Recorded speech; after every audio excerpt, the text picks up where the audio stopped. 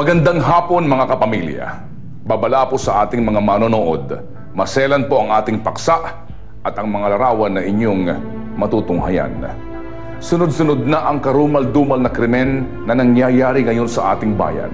Ninakawan na, pinahirapan pa, bago brutal na patayin. At ang matindi, sinusunog pa ang bangkay ng mga biktima. Tila walang kaluluwa at halang lamang ang bituka nang kayang gumawa ng ganitong uri ng krimen. Ginoong Pangulo, kami po ay nagtatanong na, ano na ang nangyayari sa ating bayan?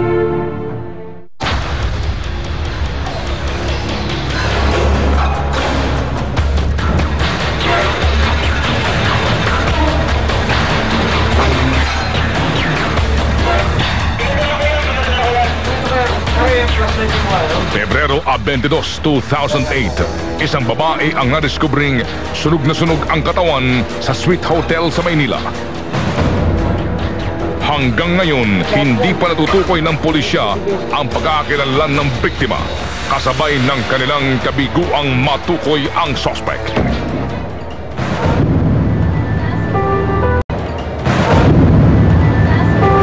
Setyembre 11, 2009, isang negosyanteng ginang ang tinusta sa loob mismo ng kanyang kotse sa Rizal. Isa pang kasong hindi pa nare-resolba hanggang ngayon. Sila ay bahagi ng humahabang listahan ng mga biktima ng karumal-dumal na krimen na pinatay na, sinunog pa ang katawan.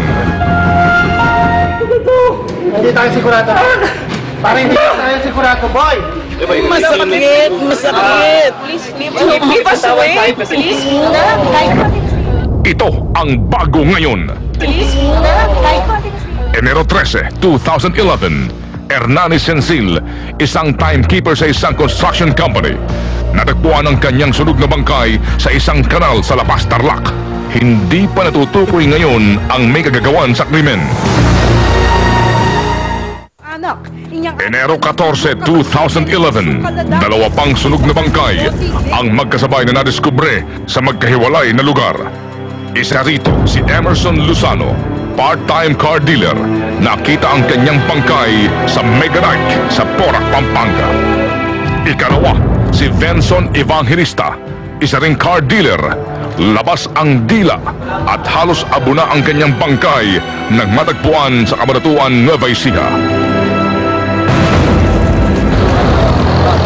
January 16, 2011, Engineer Levi Dulay, nakatali pa ng alambre sa likod ng driver's seat na madiskubre ang kanyang sunog na bangkay sa loob ng kanyang sasakyan. Gusto nila i-conceal yung identity ng victim. No?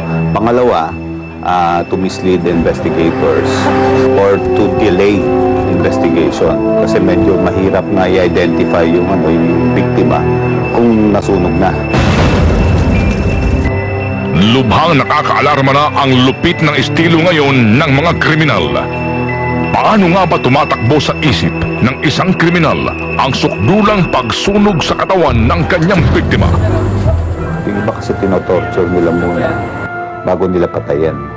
And they find joy dun sa paggawa ng ganon. In fact, that's part of yung natawag na psychopathology ng mga kriminal.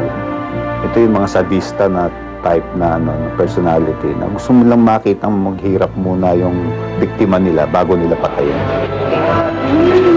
Sa gitna ng sunod-sunod na krimen, may maasahan kayang hustisya ang mga naulilang kaanak ng mga biktimang sina Hernani Sensil, Engineer Emerson Luzano, Engineer Levi Dulay at Venson Evangelista.